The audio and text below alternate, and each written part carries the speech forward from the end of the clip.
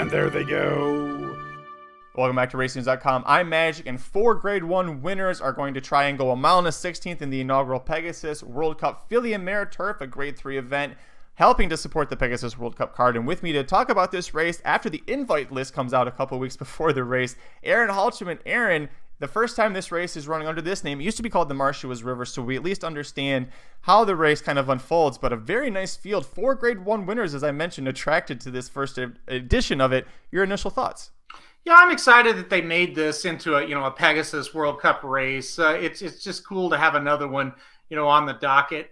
Listen, I think this race is going to be pretty competitive. I do really like Regal Glory a lot. She kind of seems like a bit of a standout to me, but not just a crazy standout to where, we can't beat her. It'll just depend on the draw and all those kind of factors once the card actually comes out. But Regal Glory, definitely an interesting horse. Of course, Chad Brown on the turf. I don't need to explain that one.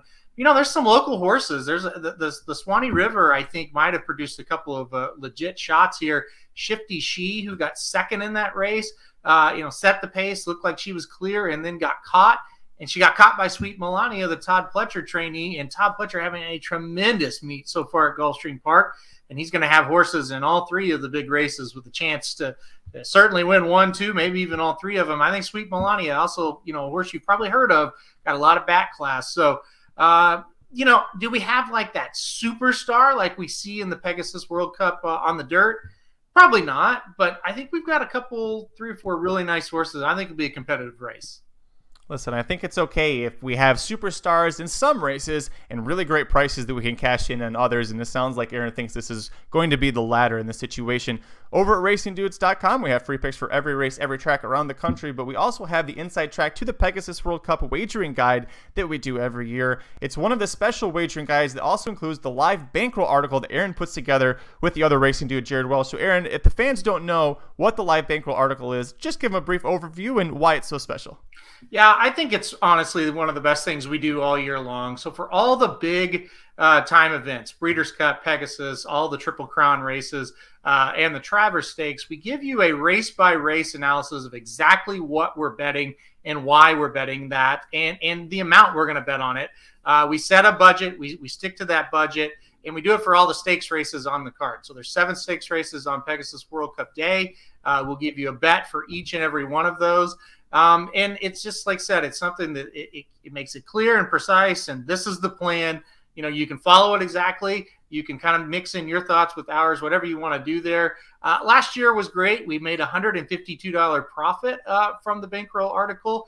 We profited every time but once, and that was the Preakness Stakes in 2021. We lost $12, so it wasn't like it was that bad of a deal, but we did lose that one time.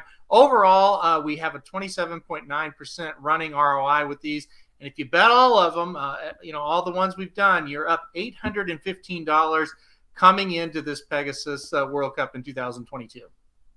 Yeah, not too shabby, and you can check that out in a couple of weeks over at RacingNews.com. See how many of the big Pegasus races Aaron and Jared think that the Toddster is set up to win.